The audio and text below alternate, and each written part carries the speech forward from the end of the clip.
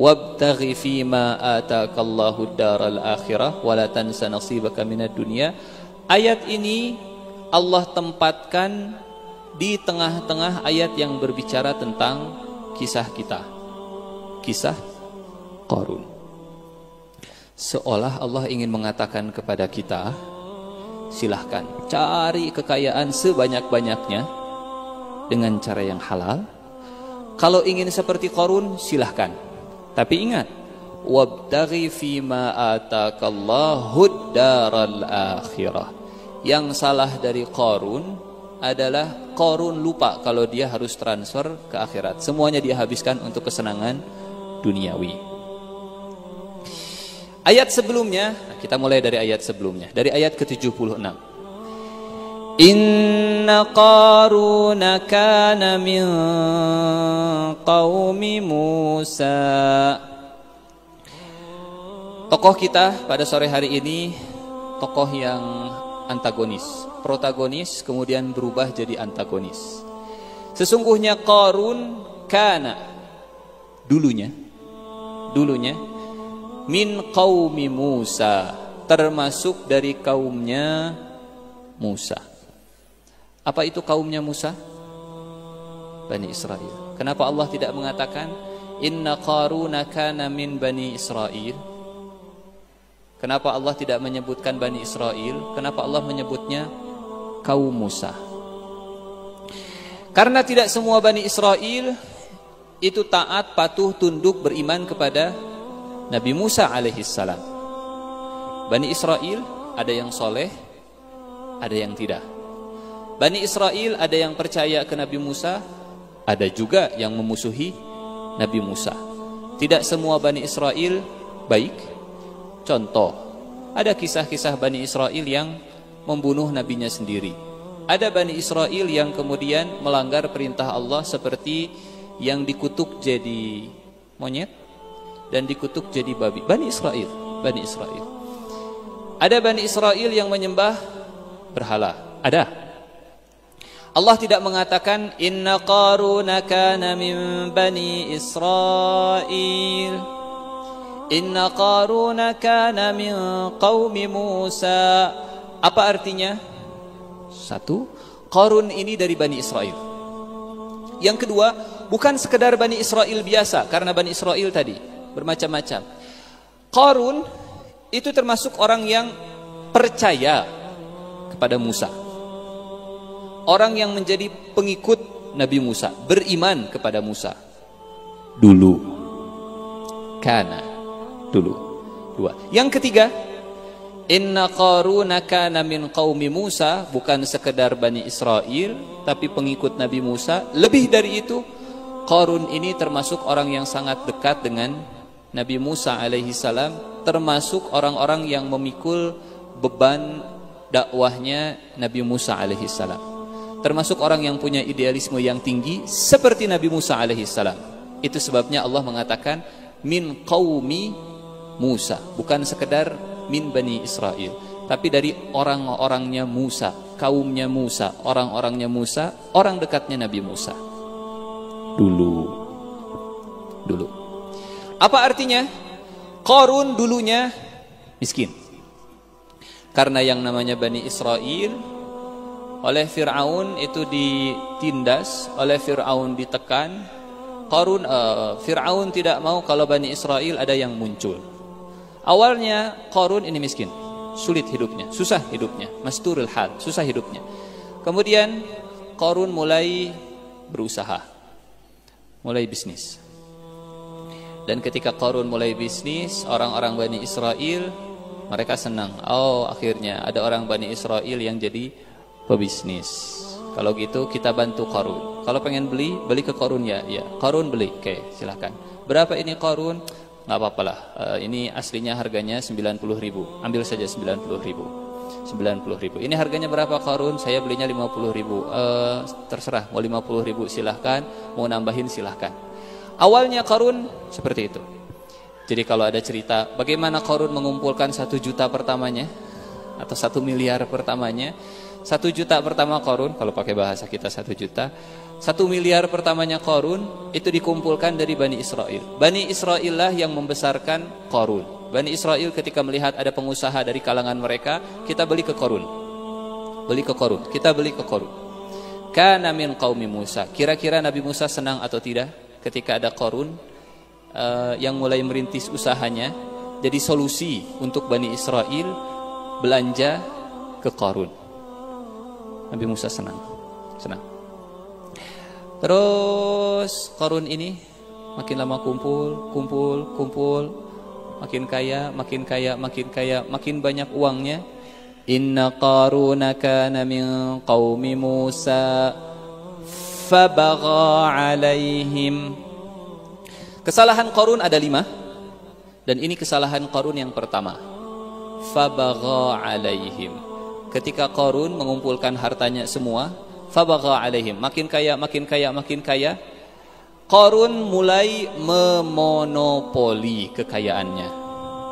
Bagha itu artinya at-taladzuz bidzulmi. Allah tidak mengatakan kalau Qarun itu berbuat zalim kepada kaumnya, enggak. Lebih dari itu. Bagha alaihim. Bagha itu artinya menikmati perbuatan zalimnya. Merasakan, misal ada orang susah, kemudian nih saya kasih pinjaman, sambil dia menertawakan, sambil merendahkan, sambil menertawakan, itu namanya bagha. Menindas, memonopoli, melihat orang lain susah, itu namanya bagha. Fabagha alaihim. Dulu yang membesarkan Qarun itu Bani Israel. Ketika Qarun makin lama makin besar, Qarun yang menindas orang yang pertama kali membesarkan Bani Israel. Qarun yang pertama kali, Qarun menindas Bani Israel. Qarun dibesarkan oleh Bani Israel. Ketika Qarun menjadi sumber satu-satunya perdagangan di Bani Israel, semuanya beli ke Qarun. Qarun akhirnya memonopoli. Kalau kalian mau beli, silahkan dari saya, harganya sekian. Kalau enggak, silahkan cari di tempat yang lain. Fabagha alaihim. Bagaimana kekayaan Qarun? Allah memberikan gambaran. Punten, kalau kita punya peti, misalkan kita punya uang cash, kita nabung di di peti. Kita tutup petinya, kita kunci, kita simpan gemboknya. Ditutupnya pakai gembok, sebut saja, kita simpan gemboknya. Sebesar-besarnya peti, kunci gemboknya kecil. Kunci gemboknya hanya segini. Enteng. Petinya berat, kuncinya enteng. Ingin tahu seperti apa kekayaan Qarun? Allah tidak akan cerita sebanyak apa hartanya. Allah cerita sebanyak apa kunci petinya. Tapi bukan cuma kunci saja, ada isinya pasti. Ada isinya. Kuncinya banyak, kartu ATM-nya banyak di dalam dompetnya, misalnya pakai kartu ATM. ATM-nya banyak, tapi isinya 500 rupiah, 10.000, enggak. Allah cerita kekayaan Qarun dengan cerita kunci. Pasti kalau sudah dikunci karena ada isi. Kalau sudah dikunci karena ada isi, dan isinya penuh. Ditabung. Petinya penuh, ditutup, dikunci, kuncinya disimpan. Bagaimana kekayaan Qarun? Masih di ayat 76. Wa atainahu minal kunuzi ma inna mafatihahu latanu bil usbati ulil quwwah. Dan kami berikan kepada Qarun, garis bawahi kata kami berikan kepada Qarun 5 kali. 1, 2, 3, 4, 5. Karena kalimat inilah yang paling dibenci oleh Qarun. Nanti kita akan lihat. Dan kami berikan kepada Qarun minal kunuz, perbendaharaan harta yang begitu banyak. Tapi kalau Allah menyebutkan kunuz, biasanya bermakna negatif.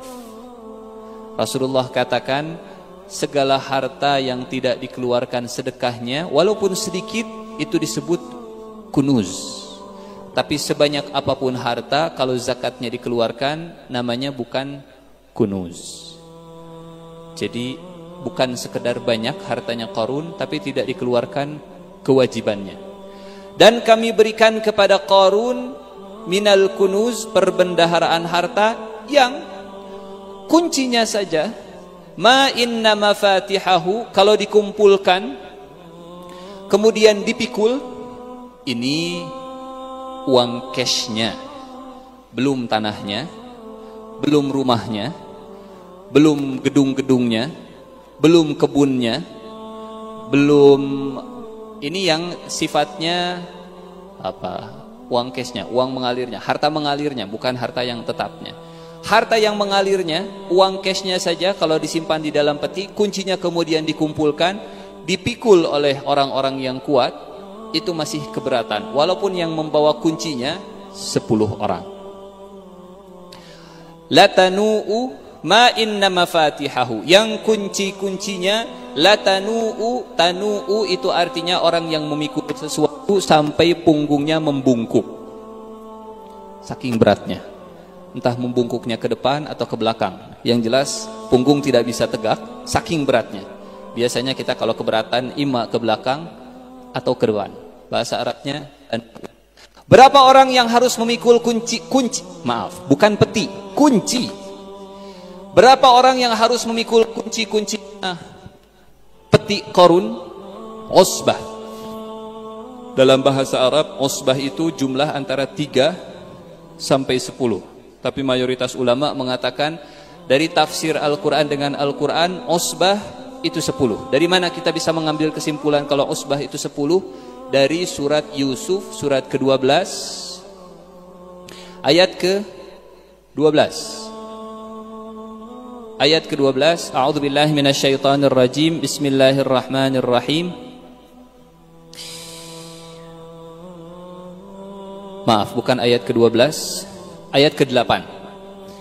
إذ قالوا ليوسف وأخوه أحب إلى أبينا منا ونحن عصبة. Surat Yusuf, surat ke-12, ayat ke-8. Ingatlah ketika mereka kata, saudara-saudaranya Yusuf berkata, sesungguhnya Yusuf dan saudaranya Bunyamin, adiknya, ahabbu ila abina minna, lebih dicintai oleh bapak kita Yakub, wa nahnu, sementara kita usbah. Ada berapa anaknya Nabi Yakub? 12. Dari mana kita bisa mengambil kesimpulan anaknya Nabi Yakub 12? Dari mimpinya Nabi Yusuf. Kata Nabi Yusuf, ya abati inni ra'aitu ahada asyara kaukaban wasyamsa wal qamara ra'aituhum li sajidin. Pak, kata Nabi Yusuf kepada Nabi Yakub, wahai ayahanda, saya bermimpi melihat 11 bintang. 11 bintang, matahari dan bulan semuanya sujud kepadaku. Ditafsirkan kalau 11 bintang adalah saudaranya Nabi Yusuf, matahari ayahnya, bulan itu ibunya. Nabi Yusuf punya 11 saudara, berarti Nabi Yusuf 12 bersaudara. Di ayat ini mereka berkata, Yusuf dan saudaranya itu lebih dicintai oleh ayah kami daripada kita. Padahal kita usbah. Berarti usbah itu berapa? 10. Kita kembali ke surat Al-Qasas setelah kita tahu kalau usbah jumlahnya 10. Dalam surat Al-Qasas ketika Allah mengatakan, wa atainahu minal kunuzi ma inna mafatihahu latanu bil usbah. Bukan sekedar 10 orang. Mungkin kalau 10 orang yang kurus, kering seperti saya dan lemes misalkan, ngangkat kuncinya Qarun, wajar kalau tidak kuat. Ini 10 orang ulil quwwah yang punya kekuatan. 10 orang angkat barbel, atlet ngangkat barbel untuk ngangkat kuncinya Qarun, itu sampai keberatan. 10-10-nya keberatan. Yang jadi pertanyaan, berapa banyak kunci yang dipikul oleh satu orang sampai keberatan, dan berapa banyak peti yang dimiliki oleh Qarun, dan berapa banyak isi peti tersebut. Nah, itulah kurang lebih kekayaannya Qarun. Siapa manusia paling kaya sekarang? Bill Gates atau Rothschild dan seterusnya lah. Silahkan dibandingkan. Suruh uangnya, kumpulkan di peti, kemudian dikunci, digembok, nanti siapa yang paling berat? Kalau kalau dipikul oleh 10 orang. Wa atainahu minal kunuzi ma inna mafatihahu latanu bil usbati ulil quwwah. Kesalahan pertama Qarun adalah karena dia bagha alaihim, memonopoli dan menikmati monopolinya, ihtikarnya, mencekek orang-orang Bani Israel dengan harga yang tinggi. Ini kesalahan yang pertama. Kesalahan yang kedua, ketika Qarun melihat Bani Israel kesulitan, susah dan seterusnya, padahal Bani Israel yang membesarkan, kata Qarun, saya lebih baik dari kalian. Kalian nggak bisa apa-apa, saya sudah berhasil mengumpulkan uang sebanyak ini. Kesalahan yang kedua Qarun, sombong. Dari mana kita bisa mengambil kesimpulan kalau Qarun jatuh kepada kesalahan yang kedua, yaitu sombong? Di ayat ini, la tafrah. Qarun, jangan engkau sombong. Tafrah secara bahasa artinya gembira. Diterjemahkan secara bahasa, faraha itu artinya gembira. Yafrah artinya berbahagia.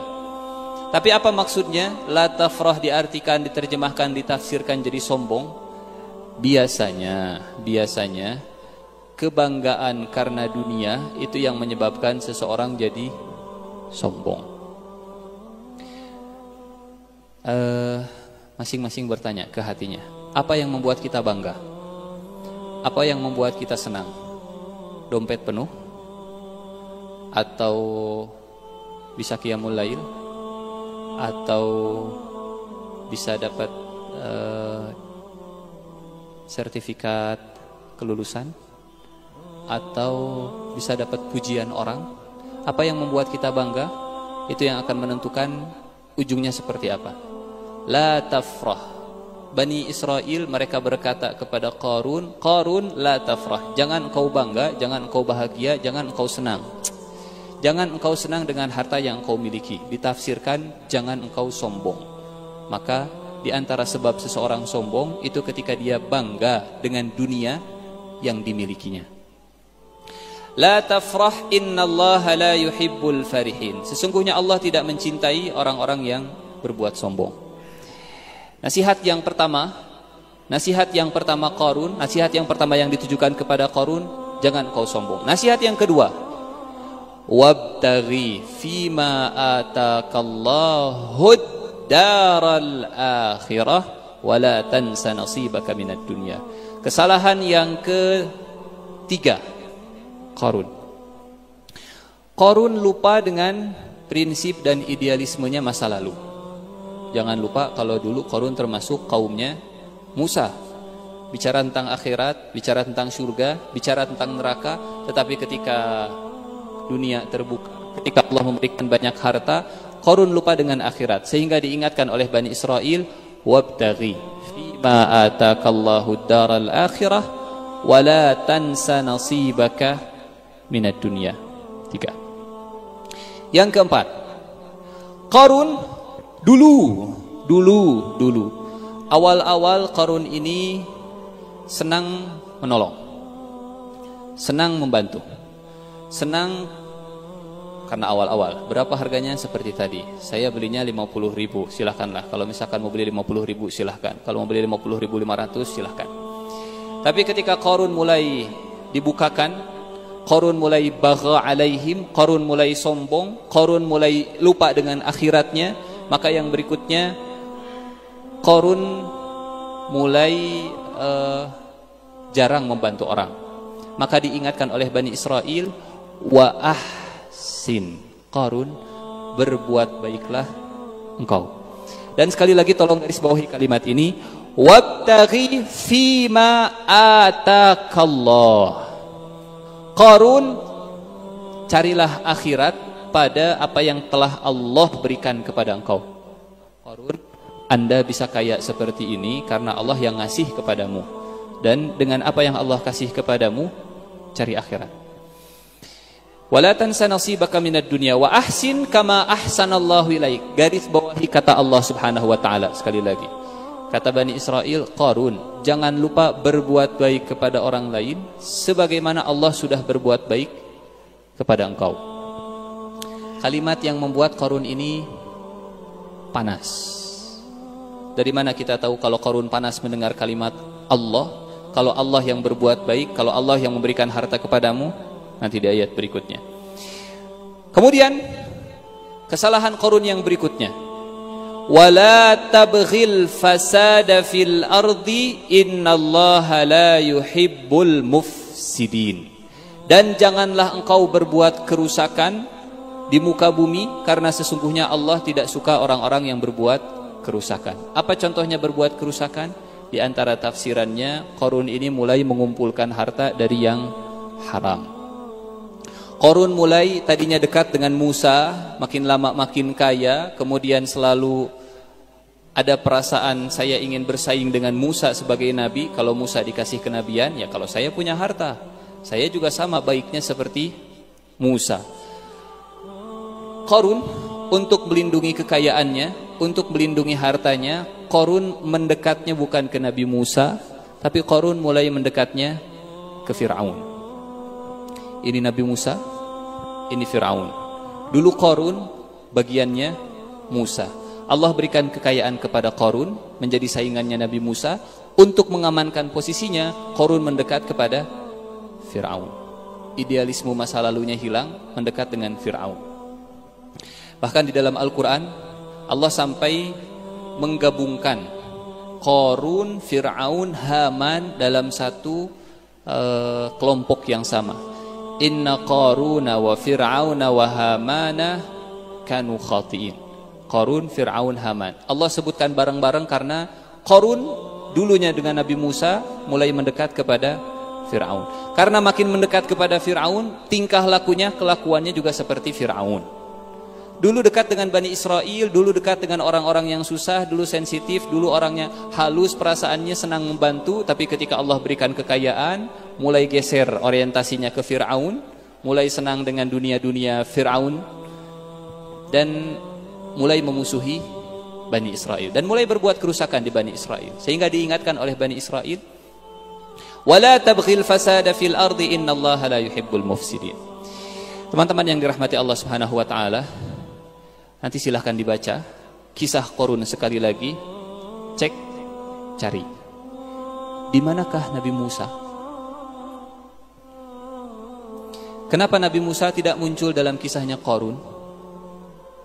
Kenapa bukan Nabi Musa yang langsung berbicara kepada Qarun? Kenapa yang berbicara kepada Qarun adalah kaumnya? Kenapa yang menghadapi Qarun itu bukan langsung bicara kepada Nabi Musa, langsung bukan Musa alaihissalam yang menghadapi Qarun? Di antara hikmahnya, karena Allah tidak ingin, atau Nabi Musa tidak mau, kalau Nabi Musa yang langsung menghadapi dengan Qarun, ada anggapan kalau Nabi Musa dengki dengan kekayaan yang dimiliki oleh Qarun, Nabi Musa menginginkan sesuatu yang ada pada Qarun, atau Nabi Musa tidak suka dengan Qarun yang sekarang semakin bahagia dengan dunianya, dan seterusnya. Sehingga bukan Nabi Musa yang berbicara, tapi yang berbicara kaumnya Nabi Musa alaihissalam. Tadi di ayat ke-76, idh qala lahu qaumuhu. Allah tidak mengatakan idh qala lahu Musa. Idh qala lahu qaumuhu la tafrah innallaha la yuhibbul farihin. Wabtaghi fima ataka Allahu ad-daral akhirata wa la tansa nasibaka minad dunya wa ahsin kama ahsana Allahu ilaik wa la tabghil fasada fil ardi innallaha la yuhibbul mufsidin. Sudah berapa kesalahan Qarun? Satu, bagha alaihim. Yang kedua, farihin. Yang ketiga, melupakan akhirat. Yang keempat, Qarun meninggalkan ihsan. Yang kelima, Qarun berbuat fasad. Dan yang paling parah, ini yang paling parah, yang keenam, ayat 78. Qala, kata Qarun, Innama utituhu ala ilmin indi. Kalian bilang kalau harta yang saya miliki itu dari Allah. Wabtaghi fima atakallah. Kalian bilang kalau Allah berbuat baik kepada saya. Wa ahsin kama ahsanallahu ilaik. Innama utituhu ala ilmin indi. Saya bisa kaya seperti ini karena ilmu saya. Apa artinya?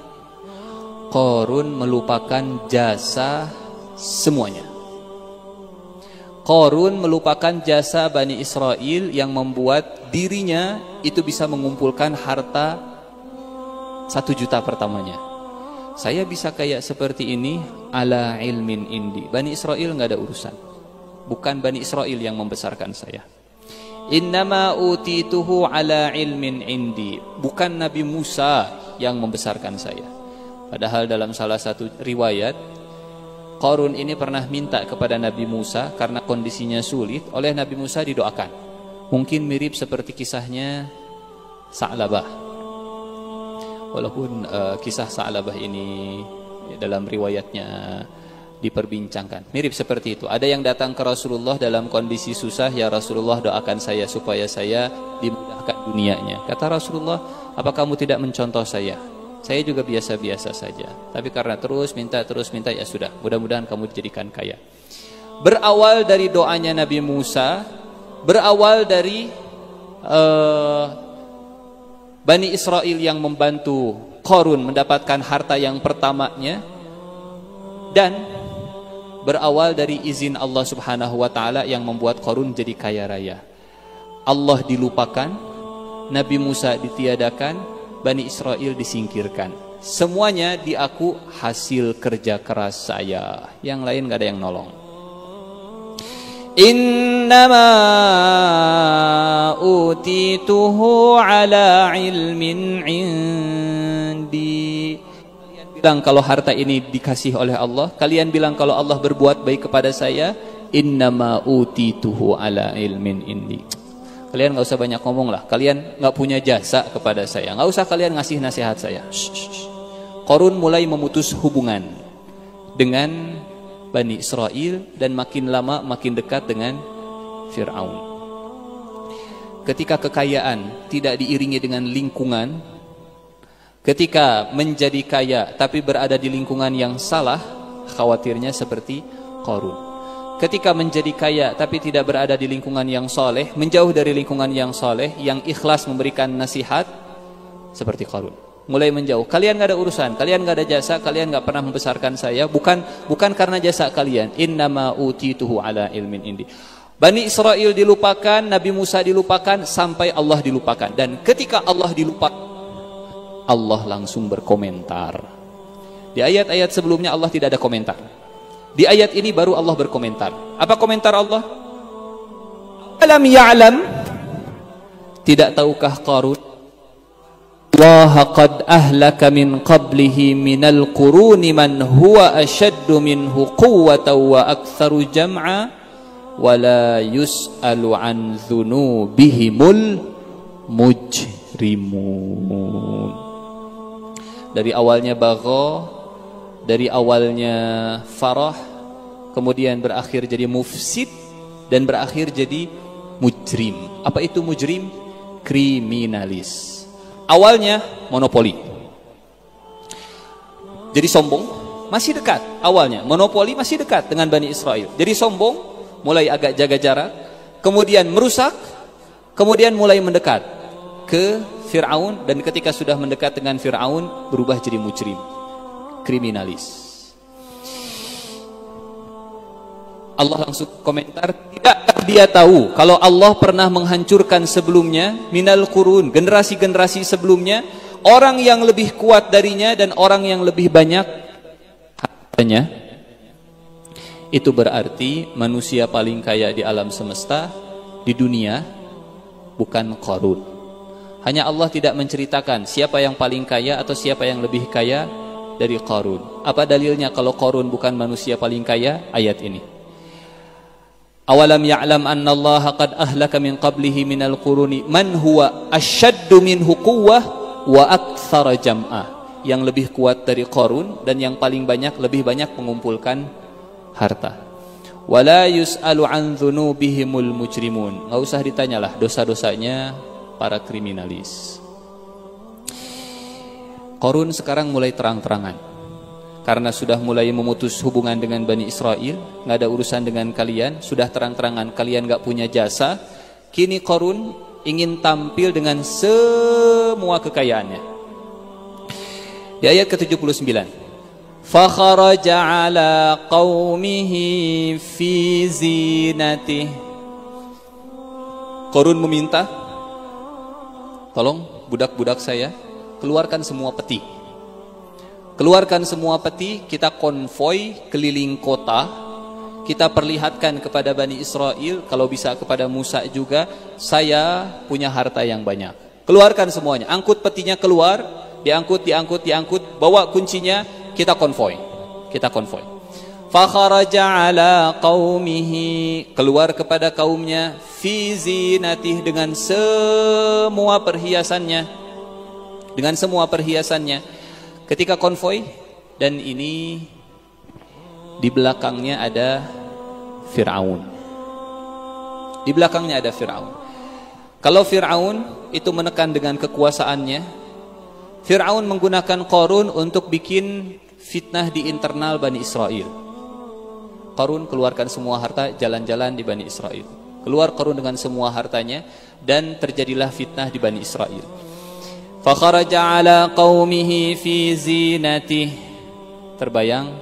Bayangkan Bani Israel saat itu mereka melihat, oh luar biasa, Qarun hartanya banyak banget.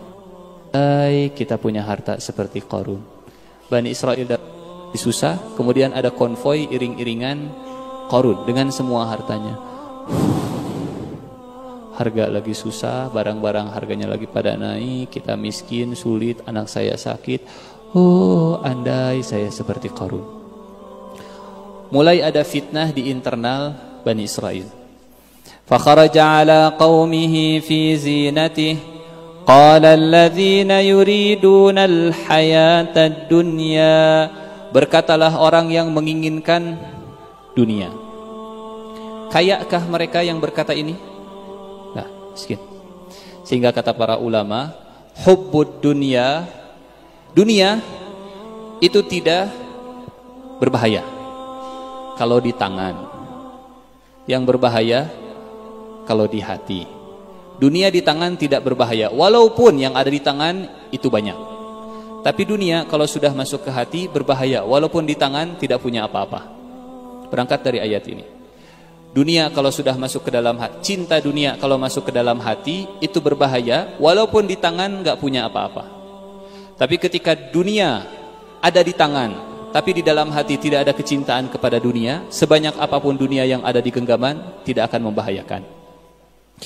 Qala alladhina yuriduna al-hayata ad-dunya. Berkatalah orang-orang yang menginginkan kehidupan dunia, ya laita lana mithla ma utiya Qarun innahu ladzu hadzin azim. Oh, andai kita diberikan seperti yang dimiliki oleh Qarun, innahu ladzu hadzin azim. Ini orang-orang biasanya melihat zahir, tidak melihat Qarun bahagia atau tidak sih dengan kekayaannya. Melihat penampilannya, oh luar biasa. Andai punya mobil semewah itu, kita tidak tahu dia belinya dengan dengan kesulitan, dengan berapa harga yang dia bayar untuk memiliki kekayaan sebanyak itu. Ya laita lana mithla ma utiya Qarun innahu ladzu hadzin azim. Konvoi ini disaksikan oleh banyak orang, termasuk oleh orang-orang yang berilmu. Sehingga orang-orang yang berilmu mereka mengatakan, wa qala alladzina utul ilma. Kalau Qarun Allah berikan harta, kalau orang-orang ini Allah berikan ilmu. Kata mereka, wa qala alladzina utul ilma wailakum thawabullahi khairul liman amana wa amila salihan wa la yulaqaha illa sabirun. Menghadapi silaunya harta yang ada di depan kita. Bayangkan kita seperti Bani Israel yang melihat Qarun. Menghadapi silaunya harta dunia yang ada di depan kita, yang pertama ilmu obatnya. Wa qala alladziina utul ilma. Obat menghadapi kesilauan dunia yang pertama ilmu. Karena kata Rasulullah ada dua hal yang tidak akan pernah membuat puas seseorang. Satu, talibu ilmin. Yang kedua, talibu malin. Yang pertama yang selalu mencari ilmu, dia nggak pernah merasa puas. Yang kedua, pencari harta. Sehingga ketika melihat silaunya dunia, obat yang pertama adalah arahkan ilmu. Orang yang tidak silau melihat kekayaan Qarun yang begitu luar biasa di ayat ke-80 ini adalah orang-orang yang punya ilmu. Menghadapi ekonomi yang semakin luar biasa, sulitnya mungkin. Yang pertama adalah ilmu obatnya. Wa qala alladziina utul ilma wailakum. Yang kedua, thawabullah khairun. Yang kedua adalah pahala. Yang kedua, mengingat kalau pahala dari Allah jauh lebih baik daripada mengumpulkan harta. Apa maksudnya? Mana yang lebih kita bahagia? Mendapatkan harta atau mengeluarkan harta? Menerima harta atau mensedekahkan harta? Menerima harta memang membuat hati senang. Tapi kalau sudah senangnya itu lebih senang ketika memberikan harta kepada orang lain, maka itu jauh lebih baik. Jadi mereka seolah ingin mengatakan, wailakum qala alladziina utul ilma. Yang pertama, orang yang berilmu mereka mengatakan thawabullahi khairun. Seolah ingin mengatakan, Qarun ini jagonya hanya sekedar mengumpulkan, bukan jago memberikan. Yang lebih baik adalah yang memberi, bukan yang menerima. Yang lebih baik adalah bukan yang mengumpulkan, tapi yang mengeluarkan. Kalau kebahagiaan memberi itu sudah lebih membuat kita senang daripada kebahagiaan menerima, maka insya Allah dengan kesilauan dunia yang luar biasa aman. Saat kebahagiaan memberi itu jauh lebih membuat kita senang daripada kebahagiaan mengumpulkan. Karena kalau kebahagiaan mengumpulkan, ujung-ujungnya la tafrah innallaha la yuhibbul farihin. Bangga dengan mengumpulkan itu membuat orang jadi sombong. Bangga dengan memberi, kebahagiaan dengan memberi itu membuat orang jadi lebih tawadhu. Wailakum thawabullahi khairul liman amana wa amila saliha. Dan yang ketiga wala yulaqaha illa sabirun. Satu ilmu, yang kedua memberi, dan yang ketiga sabar. Di ayat ke-81, konvoy pulang. Di Bani Israel terjadi gonjang-ganjing. Oh, andai saya seperti Qarun.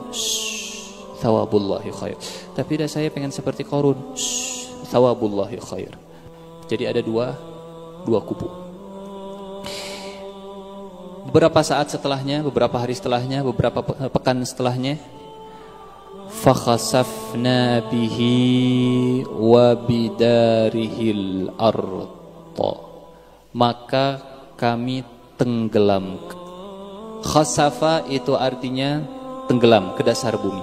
Fakhasafna bihi bidarihi. Kami tenggelamkan Qarun, bukan hanya Qarunnya saja, dan rumahnya dengan semua harta kekayaannya kami tenggelamkan. Kenapa balasannya Qarun ditenggelamkan? Kenapa bukan di petir, ditenggelamkan ke bumi maksudnya? Kenapa tidak seperti Fir'aun yang ditenggelamkan ke lautan? Kata para ulama begini. Dulu Fir'aun pernah mengatakan begini ke Bani Israel. Ini masih dalam surat Al-Qasas, dalam surat yang sama. Kata Bani Israel, a'udzubillahi minasy kata kata Fir'aun di Al-Qur'an surat Alaysa li mulku Misr wa hadhihi al-anhar tajri min tahti. Alaysa li mulku Misr wa hadhihi al-anhar tajri min tahti. Di dalam surat Az-Zukhruf surat ke-43 ayat ke-51. Wa nada Fir'aunu fi qaumihi, dan Fir'aun menyeru kepada kaumnya, ya qaum, wahai kaumku, alaysa li mulku Misr? Bukankah Mesir ini kerajaan saya?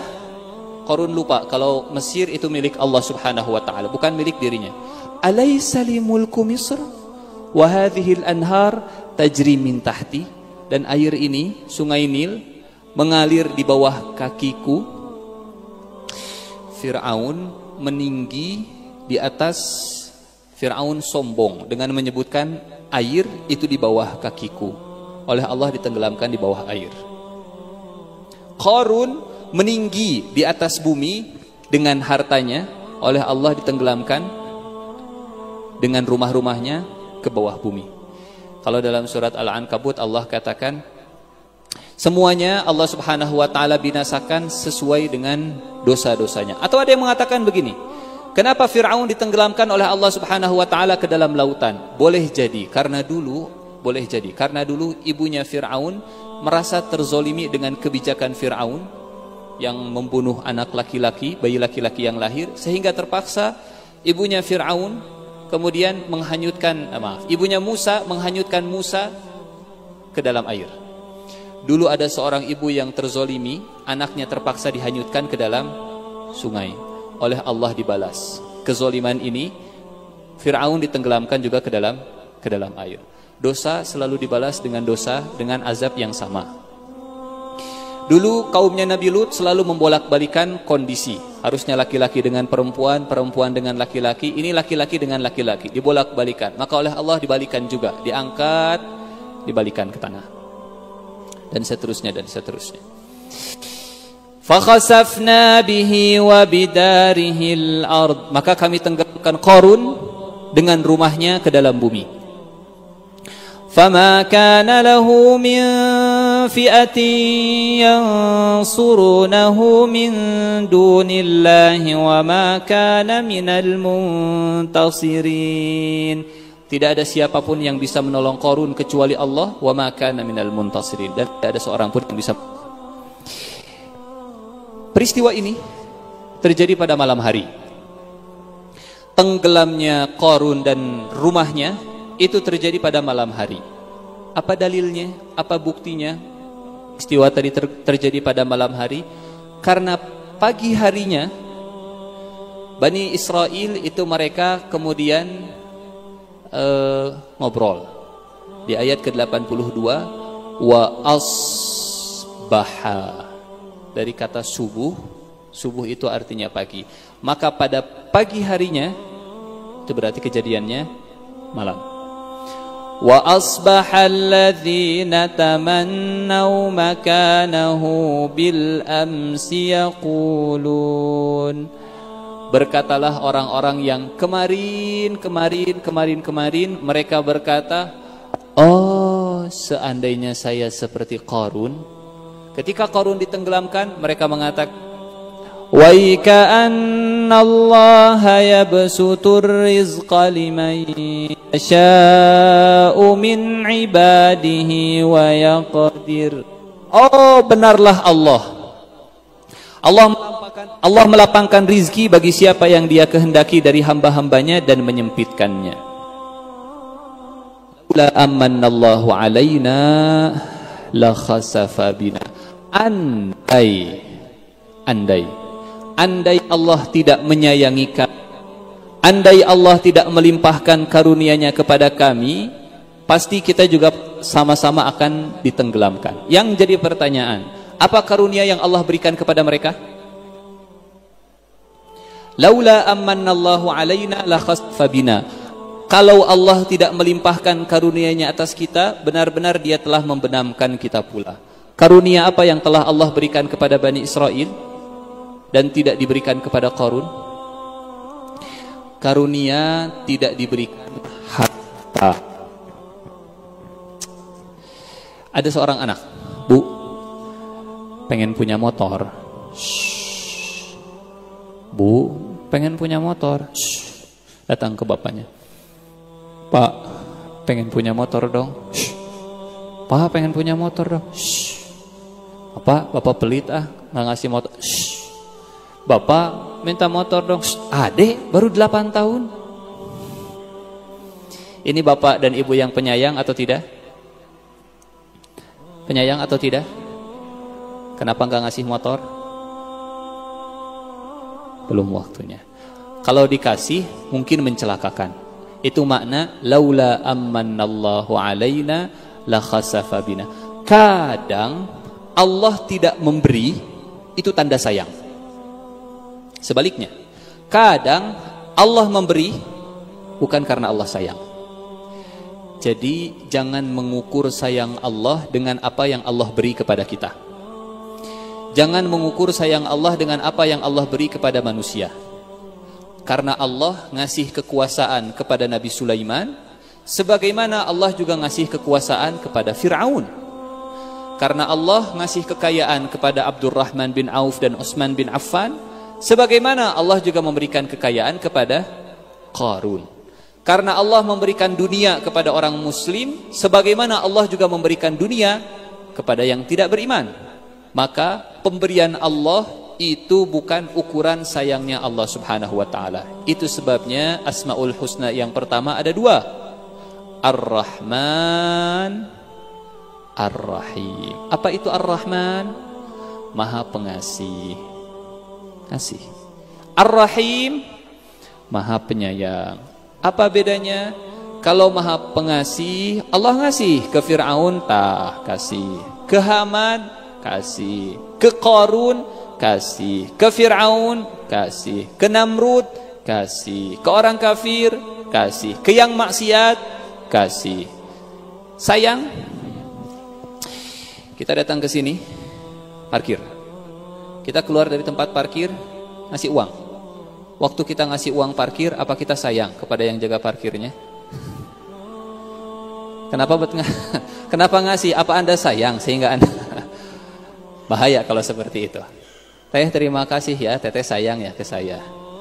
Yang jaganya perempuan, misalkan kita ngasih, oh Anda sayang ya. Ngasih bukan tanda sayang. Kenapa Allah ngasih? Kewajiban Allah yang sudah menciptakan kita, karena kita lahir bukan by request. Kita tidak minta ke Allah, ya Allah lahirkan saya, enggak. Allah yang menciptakan kita. Karena Allah sudah menciptakan kita, tanggung jawab Allah untuk memberi kita. Mau dia beriman, mau dia tidak, kasih. Itu namanya Ar-Rahman.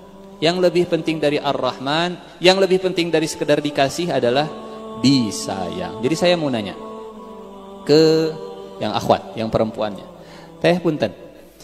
Nanti mau punya suami yang suka ngasih tapi enggak sayang, atau suami yang sayang tapi enggak pernah ngasih? Karena kasih dan sayang itu 2 hal yang berbeda. Kasih, sayang. Jadi mau dikasih atau mau disayang? Disayang ya, berarti enggak akan dikasih. Dikasih dan disayang. Di ayat ini ada 2 kelompok. Di ayat ke-82. Wa asbahal ladzina tamannaw makanahu bil amsi yaquluna waika anna Allah yabsutur rizqa liman yasha'u min ibadihi wa yaqdir laula amanna Allahu alaina la khasafa bina. Untung ya Allah, terima kasih banyak Engkau tidak memberikan kami seperti yang Engkau berikan kepada Qarun. Kadang menahan sesuatu itu tanda sayang. Kadang memberi sesuatu itu bukan tanda sayang. Kita tentu mengenal yang namanya istidraj. Apa itu istidraj? Istidraj Allah ngasih, Allah angkat, bukan untuk dimuliakan tapi untuk dibanting dari atas. Allah kasih, Allah angkat, Qarun, Allah angkat,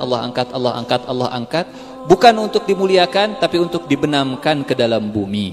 istidraj. Jadi pemberian itu belum tentu kemuliaan.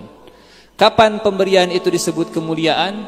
Tadi, bukan dengan yang kita dapatkan, tapi dengan apa yang kita berikan. Bukan dengan apa yang kita terima, tapi apa yang kita terima ini dengan untuk apa yang kita terima ini kita gunakan.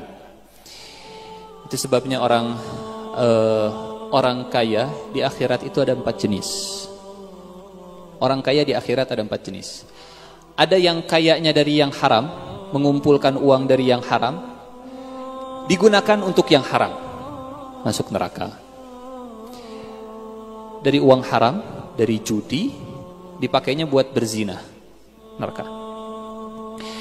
Ada yang mengumpulkan dari yang haram, dari judi, tapi digunakan untuk yang halal, masuk neraka. Karena dapatnya yang haram. Ada yang mengumpulkan dari yang halal, digunakannya untuk yang haram, sama. Yang terakhir, yang keempat, ada yang mengumpulkannya dari yang halal, diinfakkannya untuk yang halal, masuk surga? Nah, dihisab dulu. Dihisab dulu.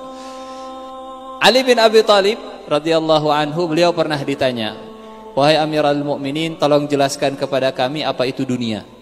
Kata Ali bin Abi Thalib, "Mau penjelasan yang panjang atau penjelasan yang pendek?" Kata yang nanya, "Yang pendek lah, yang panjang masih sibuk mau pulang." Yang pendek. Oke, yang pendek. Dunia itu haramnya neraka, halalnya hisab. Selesai. Dunia itu haramnya neraka, halalnya. Kumpulkan sebanyak mungkin dunia, silahkan dengan yang halal. Tapi ingat, halalnya hisab. Ah, nggak mau mengumpulkan dunia sebanyak, enggak, silahkan. Berarti hisabnya ringan. Dapatnya yang halal, keluarnya yang haram, susah, neraka. Dapatnya yang haram, keluarnya yang halal, neraka. Dapatnya yang haram, keluarnya yang haram, komo eta mah neraka pisan. Dapatnya yang halal, keluarnya yang halal, hisabnya panjang luar biasa. Jadi adil Allah Subhanahu wa taala. Laula amannallahu alaina la khasafa bina wa ka'annahu la yuflihul kafirun. Luar biasa. Awalnya kaum Musa berubah. Perhatikan urutan ayat-ayat yang ada di akhir surat Al-Qasas ini. Awalnya farihin, 1. Setelah farihin, mufsidin di ayat ke-77. Setelah mufsidin, mujrimun. Setelah mujrimun di ayat ke-82, kafirun. Ini perjalanan hidupnya Qarun. Dari kaumnya Musa menjadi farihin, sombong, menjadi mufsidin, merusak, menjadi mujrimin, kriminal, yang terakhir kafirin, kafir. Gara-gara harta. Sehingga kata para ulama, yang seperti ini bukan disebut harta yang barokah. Ini namanya istidraj. Istidraj itu semakin bertambah kaya, semakin bertambah harta, semakin bergeser menjadi lebih buruk. Qaumi Musa, farihin, mufsidin, mujrimin, kafirin. Harta makin nambah, tapi status makin bawah. Sementara yang kita inginkan tentunya, harta makin nambah, tapi status makin baik. Itu yang disebut dengan berkah. Lawan dari istidraj adalah berkah. Apa itu berkah? Berkah itu bertambah dunia, bertambah juga akhiratnya. Bertambah harta, bertambah soleh, bertambah usia, bertambah iman, bertambah umur, bertambah dekat dengan Allah Subhanahu wa taala. Itu namanya berkah. Lawan dari istidraj adalah berkah. Ciri berkah, makin bertambah dunia, makin dekat dengan Allah. Misal, saya ingin tahu, handphone yang kita miliki berkah atau tidak? Tinggal dilihat. Sebelum dan setelah punya handphone, makin dekat dengan Allah atau makin jauh? Kalau makin dekat dengan Allah, berkah. Yang sudah berkeluarga, kita ingin tahu, keluarga yang kita miliki berkah atau tidak? tinggal dicek. Makin berkeluarga, makin dekat dengan Allah atau makin jauh? Kalau makin dekat dengan Allah, maka keluarga saya adalah keluarga yang berkah. Setelah punya anak, anak ini berkah atau tidak? Setelah punya anak, makin kita dekat dengan Allah atau makin jauh? Kalau makin dekat, anaknya anak yang berkah. Ilmu S1, S2, S3, tinggal dicek. Ilmu yang kita miliki berkah atau tidak? Makin kita naik strata pendidikannya, apakah makin dekat dengan Allah? Kalau makin dekat dengan Allah, ilmunya berkah. Usia, berkah atau tidak? Semakin bertambah usia, makin dekat dengan Allah, maka usianya berkah. Dan seterusnya, dan seterusnya. Allah kemudian mengomentari di akhir surat Al-Qasas yang bercerita tentang Qarun, tilkad darul akhiratu naj'aluha lilladzina la yuriduna 'uluwan fil ardi wala fasada wal 'aqibatu lil muttaqin. Kampung akhirat, orang tidak akan nabung untuk akhiratnya kalau dia masih menginginkan tinggi di dunia dan berbuat kerusakan. Persis seperti si AA tadi. Dia lupa dengan akhiratnya karena dia senang luar biasa dengan dunianya, kemudian merendahkan si Dede. Dek, kita padahal sama, kok nggak seperti saya? Dia meninggi kepada si Dede dan dia lupa dengan pulang ke kampung halamannya. Tilkad darul akhiratu naj'aluha lilladzina la yuriduna 'uluwan fil ardi wala fasada wal 'aqibatu lil muttaqin. Dan akibat yang baik itu hanya bagi orang-orang yang bertakwa. Begitu banyak hikmah yang bisa kita ambil dari kisah Qarun, dan tentunya masih banyak hikmah yang lain yang bisa kita gali. Tapi setidaknya mudah-mudahan hikmah yang tadi dikaji pada sore ini mudah-mudahan ada manfaatnya untuk kita. Dan tolong dicatat, Islam tidak melarang kita menjadi kaya. Bukan kaya yang dilarang oleh Islam, tapi jangan sampai semakin kaya semakin lupa dengan akhirat, semakin kaya semakin jauh dari orang soleh, semakin kaya semakin kita sombong dan seterusnya. Yang dilarang adalah tadi, sementara semua ajaran Islam itu memotivasi kita untuk menggenggam dunia. Karena kita ini bertugas sebagai khalifah. Inni ja'ilun fil ardi khalifah. Bagaimana ceritanya kita ditugaskan menjadi khalifah, tapi kemudian kita menjauhkan diri dari dunia? Yang salah bukan mendekat, yang salah bukan menggenggam dunia, yang salah ketika dunia masuk ke dalam hati kita.